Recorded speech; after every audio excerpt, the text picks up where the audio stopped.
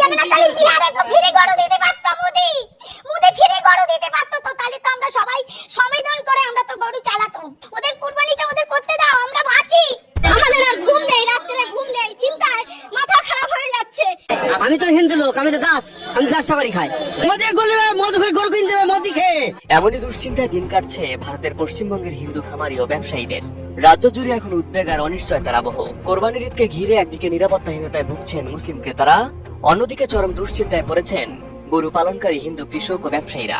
শুভেন্দু অধিকারী এসে তুই গদিতে বসে আছিস, তুই কি করছিস? মানুষকে এরকম করে ওই হিন্দু ধর্মতে সবকিছু তো নষ্ট করে দিচ্ছিস। ও পুরো গদিতে বসে আছে আর গরিবদের পেটে লাথি মারছে। আমাকে নিয়ে যেতে বলো, গুলি টানতে বলো এসে। উগ্রবাদী গোষ্ঠীর হুমকি উত্তেজনাকর পরিস্থিতির কারণে অনেক মুসলিম ক্রেতাই গরু কিনতে ভয় পাচ্ছেন। ফলে পশুর বাজারে ক্রেতা কমে যাওয়ায় বিপাকে পড়েছেন হিন্দু খামারি ও ব্যবসায়ীরা। কোরবানির মৌসুম ঘিরে যে বেচা কিনার আশা ছিল তা অনিশ্চয়তায় পড়ে যাওয়ায় অঞ্চল জুড়ে বাড়ছে চরম উৎকণ্ঠা। গরু মোদি খেয়ে কিনতে হবে, আমরা গরু বেচি খাই, তাহলে আমাদের মোদি ঘরে ঘরে চাকরি দেখ, একটা দুটোকে চাকরি দেখ, তাহলে আমরা তাই করে খাবো। দিয়ে উঠেছে উগ্র হিন্দুত্ববাদী গোষ্ঠীগুলো। গোহত্যা বন্ধের দাবিতে বিভিন্ন এলাকায় গরু জবাই ও পশু পরিবহনে বাধা দেওয়ার অভিযোগ উঠছে তাদের বিরুদ্ধে। অনেক স্থানে গরু ব্যবসায়ীদের ঘিরে ধরে মারধর, হয়রানি এবং পুলিশের সুপর্দ করার ঘটনাও সামনে আসছে।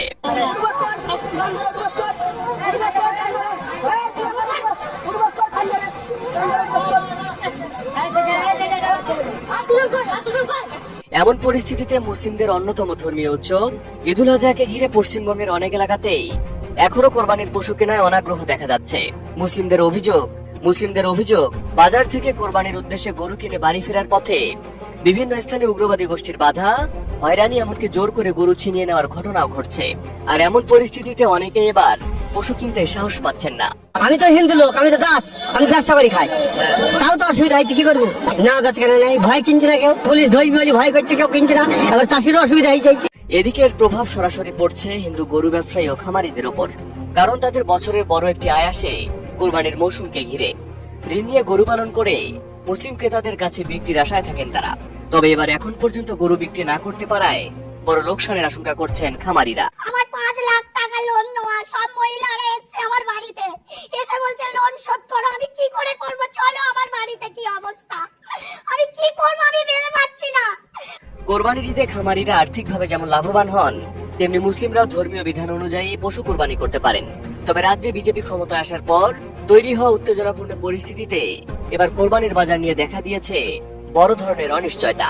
একদিকে ধর্মীয় স্বাধীনতা নিয়ে উদ্বেগ বাড়ছে, অন্যদিকে বড় আর্থিক ক্ষতির আশঙ্কায় দুশ্চিন্তায় দিন কাটছে গরু ব্যবসায়ী ও খামারিদের।